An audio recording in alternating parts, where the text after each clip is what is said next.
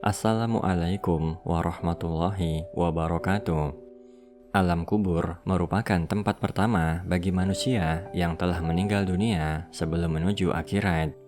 Manusia akan berada di alam ini hingga datangnya hari kiamat. Di alam kubur inilah manusia akan mulai mendapat balasan dari apa yang ia kerjakan selama di dunia.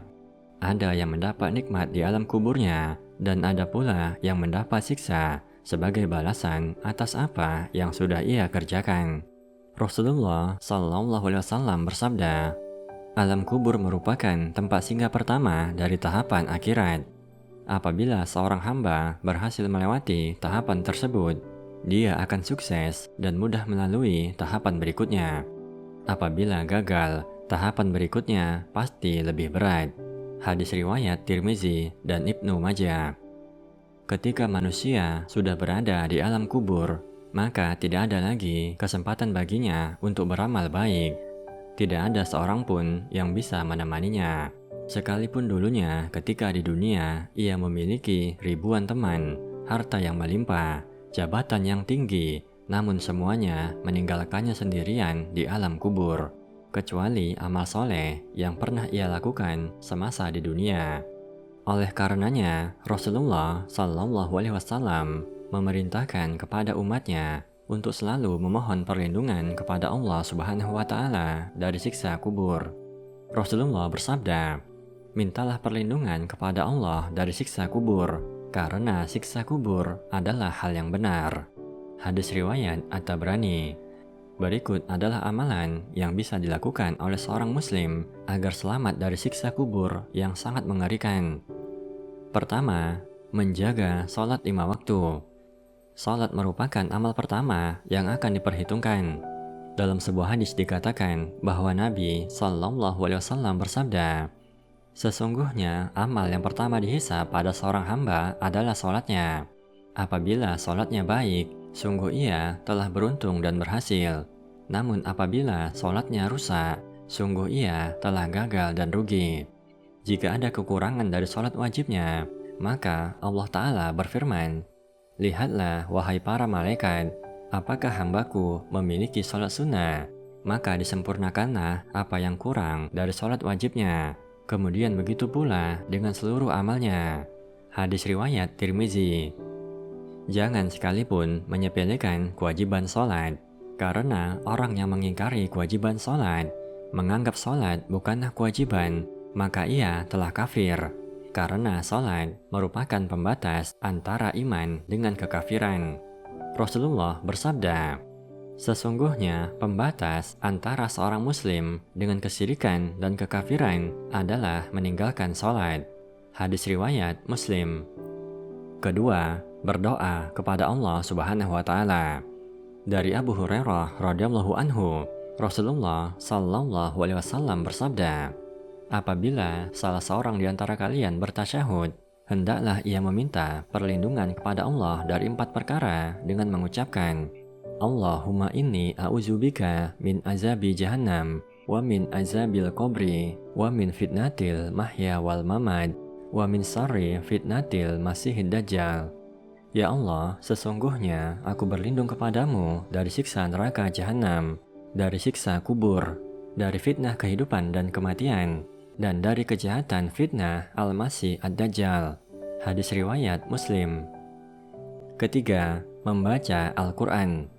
Perbanyaklah membaca Al-Quran, karena Al-Quran akan menjadi penolong di hari kiamat. Al-Quran akan datang sebagai penerang di alam kubur, sekaligus menjadi penghalang dari api neraka. Rasulullah bersabda, bacalah Al-Quran, karena sesungguhnya di hari kiamat nanti, Al-Quran akan menjadi syafaat kepada orang-orang yang membacanya. Hadis riwayat Muslim. Membaca surat Al-Mulk setiap malam dengan mengambil pelajaran serta mengamalkan hukum yang ada di dalamnya, maka dapat menjadi penghalang dari siksa kubur.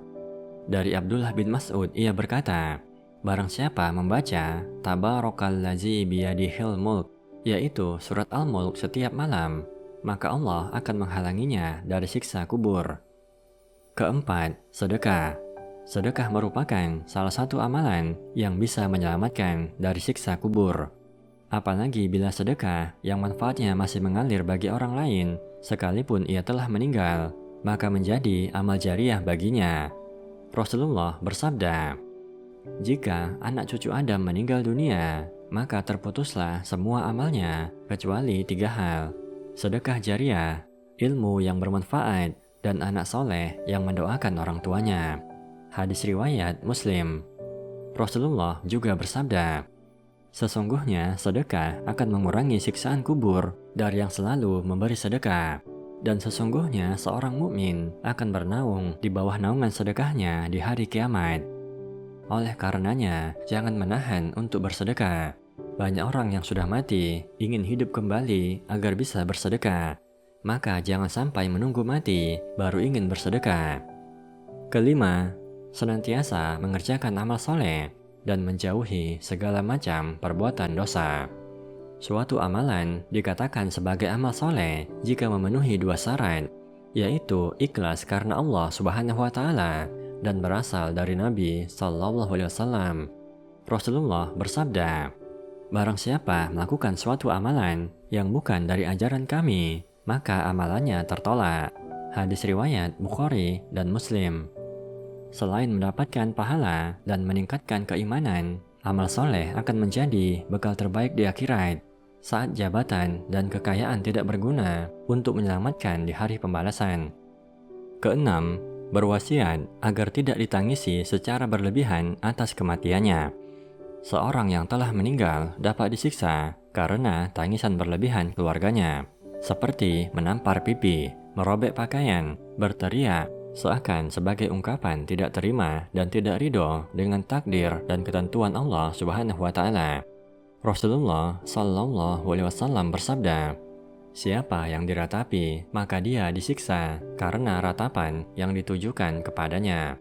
Hadis riwayat Bukhari dan Muslim. Menangis, meneteskan air mata adalah wajar karena menunjukkan kasih sayang kepada saudara atau kerabat yang meninggal. Akan tetapi, tangisan ini janganlah diiringi dengan ratapan berupa ucapan dan perbuatan yang terlarang, yang menunjukkan tidak ridho dengan takdir Allah Subhanahu wa Ta'ala. Semoga Allah Subhanahu wa Ta'ala meneguhkan hati kita di atas kalimat tauhid hingga akhir hayat, menjadikan amalan kita diterima di sisinya, dan menyelamatkan dari fitnah dunia dan fitnah kubur, serta memasukkan kita ke dalam surganya.